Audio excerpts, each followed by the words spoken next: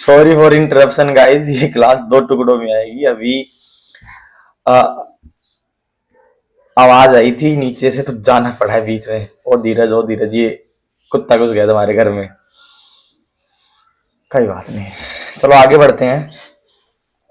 तो यहाँ पे रूट हेयर्स में वाटर कंसंट्रेशन क्या हो जाती है, कम हो जाती है। तो पानी कहाँ जाएगा, पानी का मूवमेंट हो गया, पानी का मूवमेंट रहेगा इधर से इधर आ गया। अब मान लो इसके बगल में कोशिका है जाइलम की। तो ये मैं प्रोसेस बताऊंगा कि आपको यहां से जाइलम तक कैसे आती है। सामान्यतः प्रोसेस यही रहती है। यहाँ पे पानी पहले कम था इसकी ऊपर, इसकी अपेक्षा, क्योंकि इसमें पानी ज्यादा हो गया। तो अब इस स्थिति में यहाँ पे पानी हाई कंसंट्रेशन में है, तो यहाँ पे कम कंसंट्रेशन में है, तो पानी मूव करेगा इससे इसमें। इसमें जब इस वाली सेल में पानी आया तो इसकी कंसंट्रेशन अब ज्यादा हो गई इसकी तुलना में। इस वाली सेल में कम है, इस वाली सेल में ज्यादा है, तो पानी अब ट्रांसपोर्ट होगा इधर। सेम गोज टू ऊपर वाली सेल, कि अब ऊपर वाली सेल में पहले कम था और यहाँ पे ज्यादा हो ही गया, तो यहाँ से पानी फिर ऊपर वाली में आ जाएगा। तो इसमें ऊपर में आते ही पानी क्या हो गया, ज्यादा। ज्यादा था, इसमें कम है पानी की कंसंट्रेशन, तो ज्यादा से कम में जाएगी तो ये पहुंच गई। अब फिर इसने इस सेल की कंसंट्रेशन को ज्यादा कर दिया। अब आगे बढ़ेगा पानी तो कम वाली सेल में फिर पहुंच जाएगा, फिर बढ़ा देगा इसको, फिर कम वाली सेल में फिर पहुंच जाएगा। इस तरीके से पानी ट्रांसपोर्ट होता हुआ कहाँ चला जाएगा, पत्तियों में, पत्तियों से नेचर में या एटमोस्फियर में। एटमोस्फियर में जाते ही पानी यहां से कम हो जाएगा, पानी पानी की कंसंट्रेशन कम हो जाएगी ना। पानी की कंसंट्रेशन कम हो जाएगी तो इसको पूर्ति करने के लिए कौन देगा, ये पानी देगा। ठीक है, जैसे इसने पानी दिया तो इसकी कंसंट्रेशन क्या हो गई, कम। इसकी कंसंट्रेशन कम हो गई तो इसको पूर्ति करने के लिए कौन पानी देगा, नीचे वाली सेल फिर से पानी देगी। फिर पानी देते इसकी कंसंट्रेशन कम हो गई, इसको पूर्ति करने के लिए कौन देगा, ये। इस तरीके से एक पुल बन जाता है, इसको बोलते हैं ट्रांसपायरेशन पुल। ये खिंचाव, इस खिंचाव के जरिए पेशिव ट्रांसपोर्ट होता है।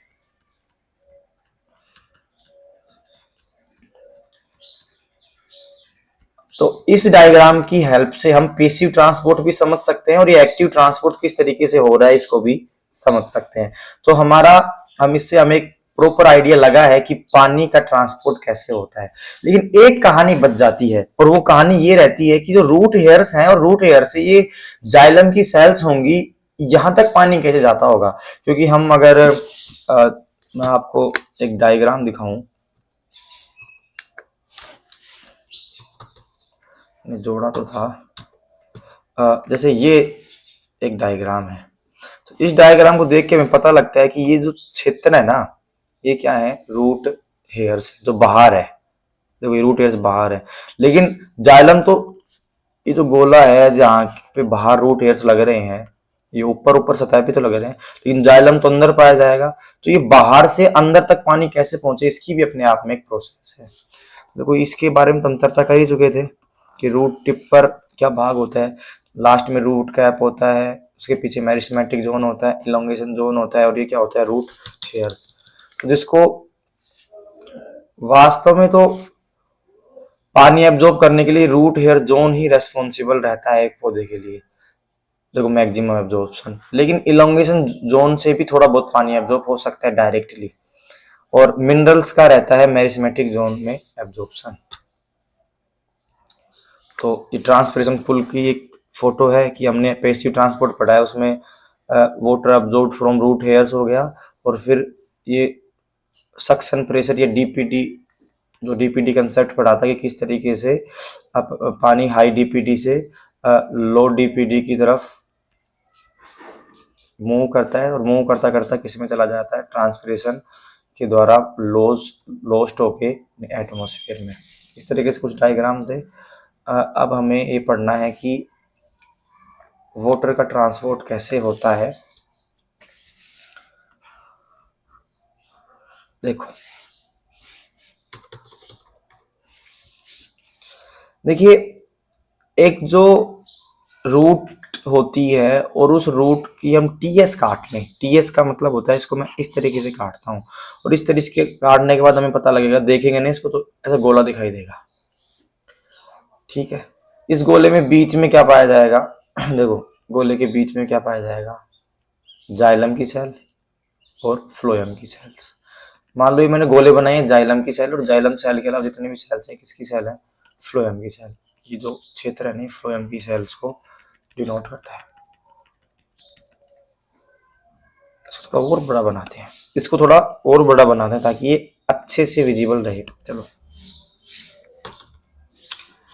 ये हमने टीएस काटी एक रूट की, और रूट की टीएस काटने के बाद हमने इसको इस तरीके से देखा है।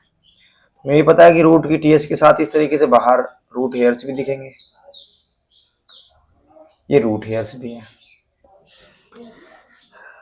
रूट हेयर्स के साथ जुड़ी हुई सेल्स होती हैं बाहर, ये तो एपिडर्मिस हो गई। अंदर क्या हो गया, ये कोर्टेक्स हो गया।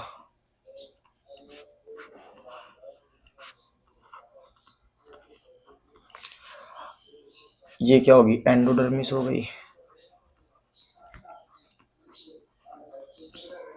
और इस एंडोडर्मिस के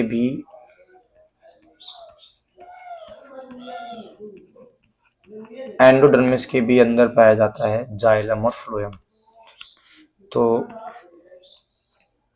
ये मान लो जाइलम हो गया, और बचा हुआ भाग है ये हो गया फ्लोएम।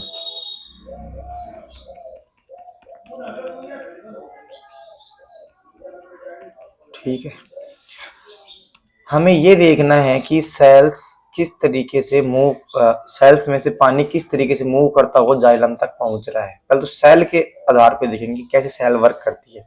देखो, मैंने आपको ये कहा था ना कि ये रूट हेयर होता है, तो वास्तव में रूट हेयर भी एपिडर्मिस सेल की लेयर से बना हुआ होता है। इसमें काफी सेल्स होती हैं, ऐसा नहीं है कि इसके चारों ओर केवल एक ही सेल का बना है, काफी सेल्स है। और ये सारी सेल्स ऐसे हेल्प आपको एक मेम्ब्रेन की तरह काम करती हुई दिखती है। तो जैसे इसके अंदर मान लो इन सेल्स के अंदर पानी एंट्री करता है, कैसे एंट्री करेगा, बाहर हाई कंसंट्रेशन ऑफ वाटर होगी, वाटर की कंसंट्रेशन हाई होगी, जिसको हमने वाटर पोटेंशियल भी हाई बोल सकते हैं इसका। और अंदर क्या होगा, वाटर पोटेंशियल कम, या फिर वाटर की कंसंट्रेशन कम, कुछ भी बोल दो। तो इस वजह से पानी अंदर की ओर जा रहा है, अंदर की ओर आ गया। ठीक है, सेम ये पानी अंदर जाता हुआ एक सेल से दूसरी सेल में, दूसरी सेल से तीसरी सेल में, तीसरी से चौथी सेल में ऐसे बढ़ता रहेगा।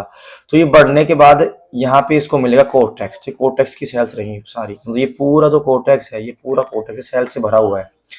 तो थोड़ा सा एक कॉर्नर हम इसमें रिप्रेजेंट कर देते हैं सेल का बना के।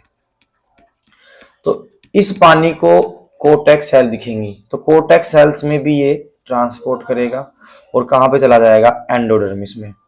और एंडोडर्मिस से ये डाल दी जाएगी किसमें, जाइलम की सेल्स में। तो ये कहाँ तक पहुंच गई, जाइलम सेल्स में।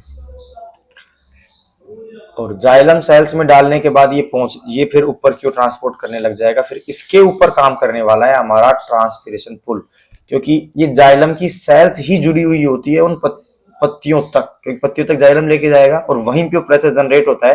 तो पानी जैसे इसके अंदर जाएगा वो पत्ती के द्वारा ऊपर खींच लिया जाएगा। तो यहां तक कैसे डल रहा है, कि ये रूट हेयर थे, रूट एयर से पानी अंदर आया और पानी अंदर आते हुए एक सेल से दूसरी सेल में जाते हुए कहां पर डाल दिया गया, ये जाइलम की सेल्स में। ठीक है, तो अब ये हमें थोड़ा सा और अगर इसको गहराई से देखें कि भाई एक सेल से दूसरी सेल्स में जा रहा है ना, तो इसका मार्ग क्या हो, तो दो तीन मार्ग हो सकते हैं। जो जो रूट होते हैं ना, रूट या पाथ, वो दो दो हो सकते हैं मेनली।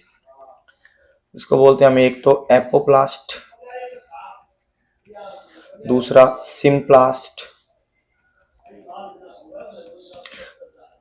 एक और पढ़ते हैं इंटरसेलुलर स्पेस।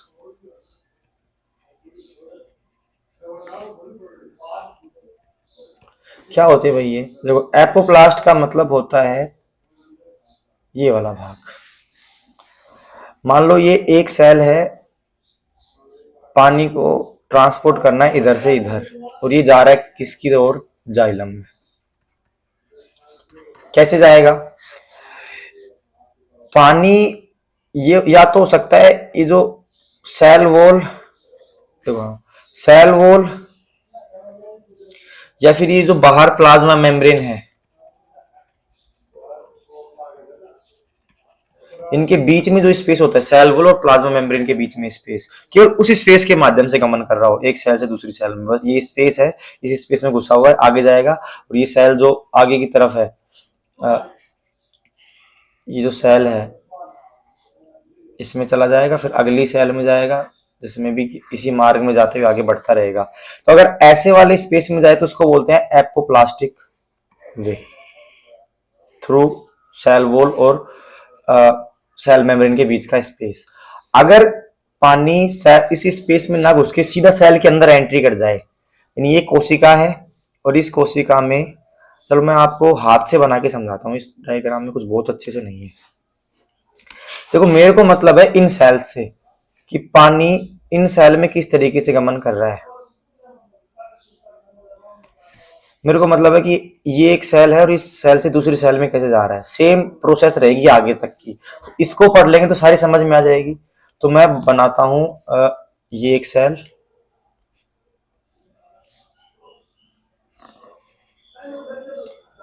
ये प्लाज्मोडेस्माटा होते हैं जिससे दो कोशिकाएं आपस में जुड़ी होती हैं। ये मैंने दो सेल बना ली और वास्तव में सबकी सबसे बाहरी लेयर है जिसको बोलते हैं सेल वॉल। इसके अंदर हम बनाते हैं प्लाज्मा मेम्ब्रेन। तो प्लाज्मा मेम्ब्रेन तो सेल को अच्छे से कवर रखती है, इसका कोई मतलब नहीं है प्लाज्मोडेस्माटा का प्लाज्मा मेम्ब्रेन से। प्लाज्मा मेम्ब्रेन अपने आप में एक आउटर कवरिंग होती है, सब सेल के साइटोप्लाज्म के चारों ओर पाई जाती है। इसी तरीके से आगे की कहानी होगी। एक और बना देता हूँ, ये क्या है, एक सेल मेम्ब्रेन, उसके चारों ओर क्या रहने वाला है, आपकी सेल वॉल। तो इस कंडीशन में क्या रहता है, पानी एंट्री करता है फर्स्ट एक नंबर वाली सेल में। कहां से, बाहर पानी है, बाहर पानी कंसंट्रेशन क्या है, ज्यादा है, अंदर पानी कंसंट्रेशन कम है, तो किसके अंदर एंट्री कर जाएगा, इसके अंदर। मैंने आपको ये भी कहा था कि सेल वॉल का कोई मतलब नहीं होता कि ये परमिएबिलिटी को बैरियर रखे, कि परमिएबिलिटी को रोके, कोई मतलब नहीं होता। इसके अंदर तो आराम से कर सकते, तो पानी हो सकता है यहां भी चला जाए। अगर मान लो इसी मार्ग से पानी जाने वाला है, इसी मार्ग से पानी आगे बढ़ रहा है, ये ऐसे जाके इस तरीके से ट्रांसपोर्ट हो रहा है आगे आगे आगे, तो ऐसे पाथ को क्या बोलेंगे, सिंप्लास्टिक वे। लेकिन अगर प्लाज्मा मेम्ब्रेन को पेनिट्रेट करते हुए पानी पहुंच गया साइटोप्लाज्म में, और इस साइटोप्लाज्म से पहुंचते ही साइटोप्लाज्म में वाटर कॉन्सेंट्रेशन ज्यादा हो गई और दूसरे साइटोप्लाज्म में वाटर कॉन्सेंट्रेशन ज्यादा नहीं है, गुलाबी ले लेते हैं भाई, इसमें क्या है, वाटर कंसंट्रेशन कम है। तो क्या करेगा, हाई कंसंट्रेशन से बगल वाली लो कंसंट्रेशन वाली सेल में जाएगा, तो इसका क्या बढ़ा देगा, कंसंट्रेशन बढ़ा देगा। इसी तरीके से ट्रांसपोर्ट करता रहेगा। तो ये सेल को के अंदर जाते हुए एक सेल से दूसरी सेल में जा रहा है, तो इसको क्या बोलेंगे, एपोप्लास्टिक वे। तो इस तरीके से काम करता है। अरे मिनट, उल्टा बता दिया, एपोप्लास्टिक और सिम्प्लास्टिक का नाम।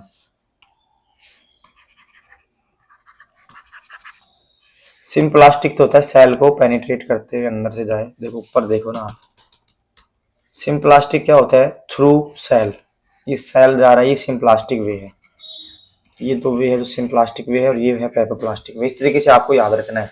इंटरसेलुलर स्पेस में क्या रहता है, इंटरसेलुलर स्पेस में दो, एक सेल के बगल में दूसरी सेल है, यहाँ पे भी तो सेल पाई जाएंगी। अगर पानी इधर से मूव करता रहे तो ये हो जाएगा इंटरसेलुलर स्पेस का वे। और इस तरीके से पानी एपोप्लास्टिक यानी ये भाग, सिम्प्लास्टिक यानी ये भाग, और इंटर सेलुलर स्पेस यानी ये भाग, इनमें से गमन करते हुए कहां पर पहुंच जाता है, जाइलम की सेल्स तक। और पानी फिर ट्रांसपिरेशन पुल द्वारा ऊपर खींच लिया जाता है और ऊपर खींचने के बाद कहाँ पत्तियों से रिलीज करके नेचर में छोड़ दिया जाता है। ठीक है, तो आज की क्लास में बस इतना ही।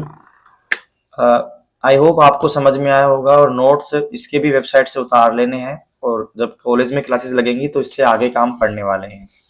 ठीक है, बने रहिए, पढ़ते रहिए।